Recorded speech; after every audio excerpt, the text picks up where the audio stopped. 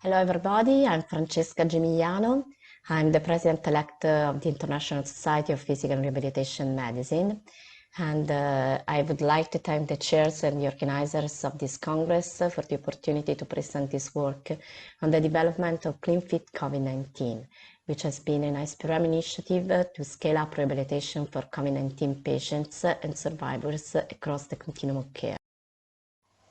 I'm presenting as co-chair together with Professor Stucchi and on behalf of the CleanFit Task Force. And these are all the contributors to the task force and to this CleanFit COVID-19. And I would like to particularly thank Melissa Selb, who put a lot of effort in coordinating all the project. I'm sure that you are all aware of WHO Call for Action Rehabilitation 2030, as it is really important for our specialty and rehabilitation in general. The WHO is engaged in this global effort to strengthen rehabilitation in the health systems worldwide. It is also a great achievement that the Rehabilitation 2030 meeting report was quoted in the P20 Health Initiative Policy Paper 2017. To address the need for a universal tool that can be used by rehabilitation professionals worldwide, ISPRM's leadership has seen the unique opportunity to embark upon an initiative to develop, implement, and maintain an ICF-based clinical tool for the assessment of functioning, which has been called CleanFit. Clean stands for clinical, to emphasize the application of the setting. F stands for functioning, to refer to its content. I stands for information, that is referred to the relevant building block of the health system. And T stands for tool, which refers to its purpose. As a rehabilitation context requires, CleanFit can be tailored to the specific needs of clinicians, for example, for the situation now with COVID-19. As just said, the idea is to use the ICF-based clinical tool for the assessment of functioning of patients along the different service types and the continuum of care, to have a tool that could be useful to assess the relevant functioning information for any patient population and that could be integrated in the health systems of low, middle, and high-income countries. CleanFit has been primarily designed to include ICF information of the ICF Generic 7 and 30. This is because the ICF Generic 7 can be easily used in a context where, due to time restrictions, it is important to have a very short list of informative domains, such as in acute health care. While, if you are part of a rehabilitation team and you have more time and, more important, there are different professionals that contribute to the understanding of the patient needs and that are involved in his or her assessment. In this case, you would use the ICF Generic 30, which includes all the categories of the ICF Generic 7.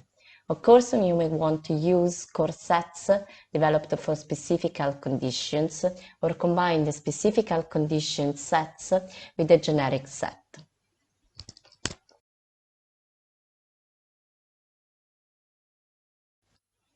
From a pilot study held in China, we learned that the ICF generic set is feasible to be used in routine clinical practice, but that to facilitate the common understanding and consistent use of ICF categories in clinical routine, it was necessary to produce descriptions of the ICF categories that are simpler and more intuitive. In fact, as you know, ICF is a classification, and the descriptions of the categories may sound technical to users.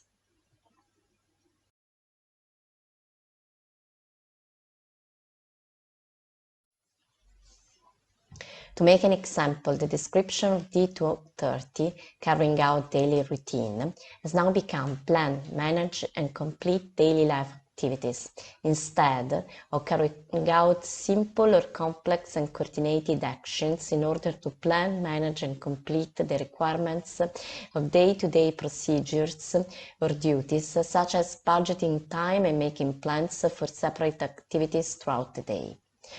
This is what we call a common, more natural and less bureaucratic language. Simple, intuitive descriptions have been developed or translated and culturally adapted in several languages for all the 30 ICF categories of the ICF Generic 30. The rating in CleanFit is also very flexible, and it can also be tailored to user needs. You see here 3 options. One is the very simple 0 to 10, which is an 11-point numerical rating scale from 0 no problem to 10 complete problem.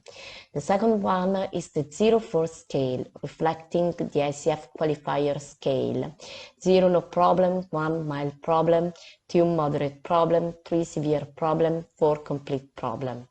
Or the same 0 to 4 scale can be used with specifications for what a mild, moderate, and severe problem would entail.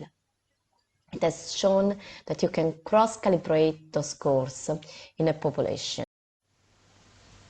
In any case, we should have in our minds that for clinical decision-making, what counts is to always use functioning profiles and not the simple scores. So whichever score system we decide to use, it is always worthwhile to use the CleanFit functioning profile, as in this example. As unfortunately we all know, in 2020, COVID-19 spread rapidly all over the world, challenging health systems worldwide, including rehabilitation services. Many of COVID-19 patients or survivors need rehabilitation along the continuum of care. Therefore, ISPRM recognized the urgent need for a functioning-based clinical tool for COVID-19 for rehabilitation. And in the summer of 2020, the CleanFit Task Force embarked on the development of the CleanFit COVID-19.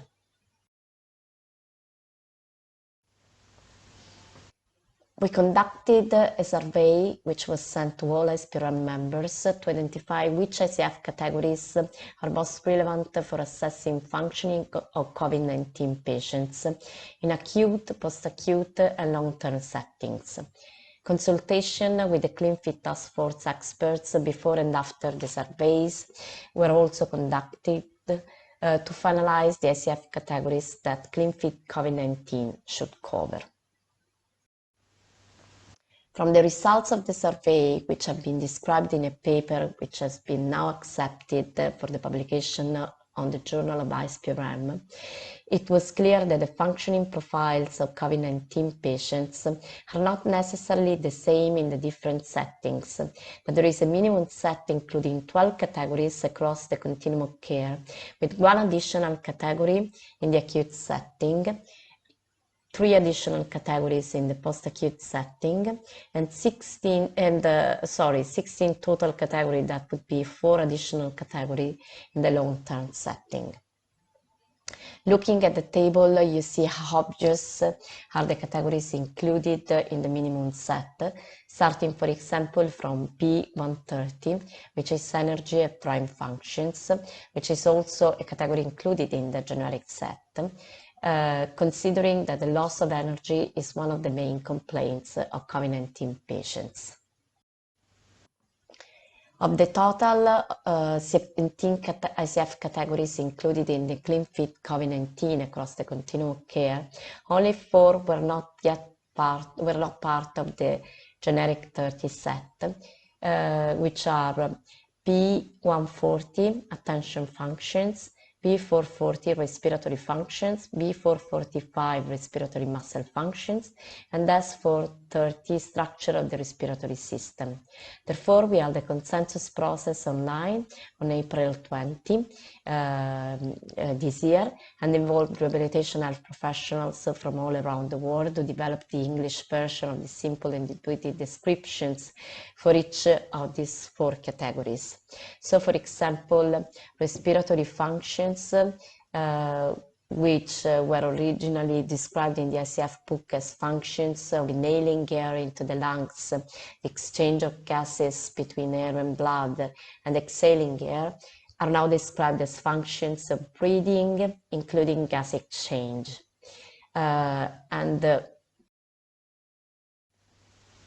Here you can actually see the final list of CleanFit COVID-19 with all the categories, including the 4 additional categories for which we had created the simple intuitive description. The next step, which is already in advanced progress, is the development of a manual to instruct clinicians on how to use the CleanFit COVID-19. And the leadership for this task has been given to Professor Masahiko Mukaino from Fujita Health University, who is an aspirant CleanFit Task Force member and who is experienced in developing rating reference guide for ICF Generic 30 set for Japan. And with this manual, we plan to test the first version of CleanFit COVID-19 in all 6 WHO world regions. So if you'd like to be involved in this project, you are welcome to contact me. I thank you for your attention, and I'd like to meet you in Lisbon for the next SPRM Congress in July 2022.